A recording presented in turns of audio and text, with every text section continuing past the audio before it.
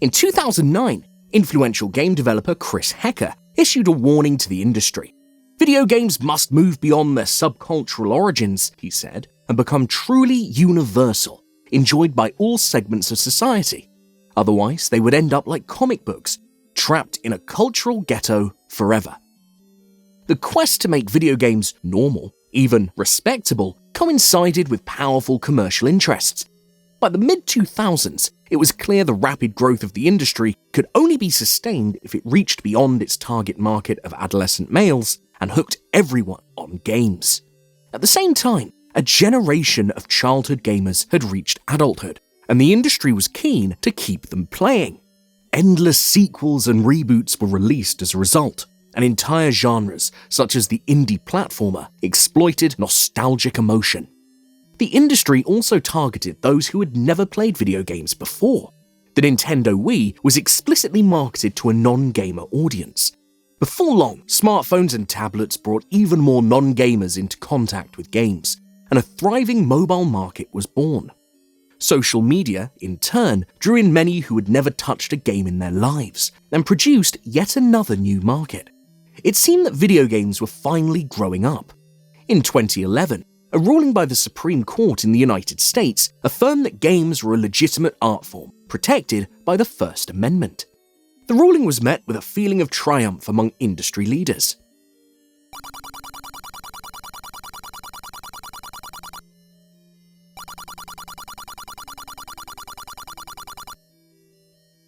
For these advocates, the glorious destiny of the medium demanded that hardcore gamers be marginalized and relegated to a subculture within the industry.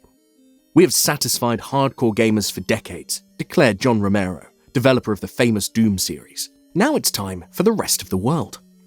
At long last, video games and those who played them, including those who studied, criticized, developed, and promoted them, would become normal, perhaps even respectable. This was the casual revolution.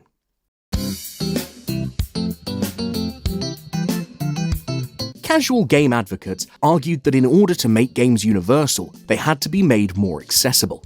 An argument emerged that video games had grown increasingly esoteric and complicated over time.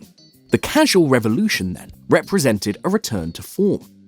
In fact, far from making its games ever more difficult and complex, in many ways, the industry had long been doing the opposite.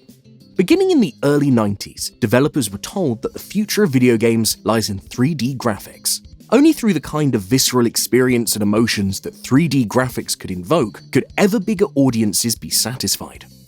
Titillating players with sex-infused violence was another method used to attract larger audiences, and for decades, the industry shamelessly glorified sex and violence in its products. Of course, the easiest way to make video games more accessible is to make them free, at least nominally. And with the rise of casual games, the free-to-play microtransaction-based business model took hold in a big way. As it happened, many casual game advocates were willing to excuse the exploitative business practices of free-to-play games as the price of progress. There are 50 million users of Farmville, or whatever the hell it is right now. The nice thing about free-to-play, you can leave whenever you feel like it. You're not obligated to play the damn game.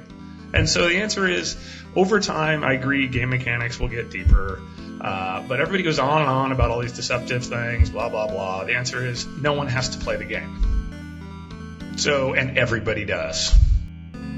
Yet the fantasy in which games became universal and the distinction between gamers and non-gamers faded away never materialized. The Nintendo Wii was a fluke.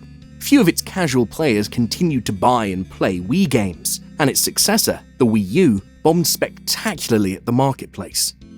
Once thought a key to unlocking the mainstream audience, motion control interfaces were apparently just a fad. As one Wii developer put it, "So, what does this mean in terms of today, in terms of what we're doing now for motion control gameplay? I think it's pretty clear." Social games suffered a similar fate. By 2012, it was clear the runaway success of Facebook games like Farmville and Mob Wars was fleeting. Players were bailing on social games in droves, often with a bad taste in their mouths due to the game's deceitful mechanics. Only mobile games continued to grow, especially on the Apple App Store. Yet before long, the store was flooded with mediocre knockoffs full of in-app purchases and ads, spurring a destructive race to the bottom. Rather than killing consoles or becoming the future of gaming as many predicted, mobile gaming devolved into a few shallow genres, all laced with ads and manipulative monetization schemes. It turned out casual players didn't want depth or breadth in their games at all. They just wanted a few minutes, here and there, of simple distraction. In fact, the biggest spenders in free-to-play mobile games were hardcore gamers who already played on other platforms. By 2014, the year of Gamergate, it was clear the casual revolution had failed. Shigeru Miyamoto, the wonderkind of Nintendo, announced the company was no longer chasing the casual market. The passive attitude of casual gamers, he declared, was kind of pathetic. But rather than accept defeat, many advocates doubled down.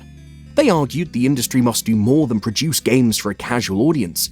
It must actively transform its culture by forcing hardcore gamers to evolve. As one 2013 paper put it,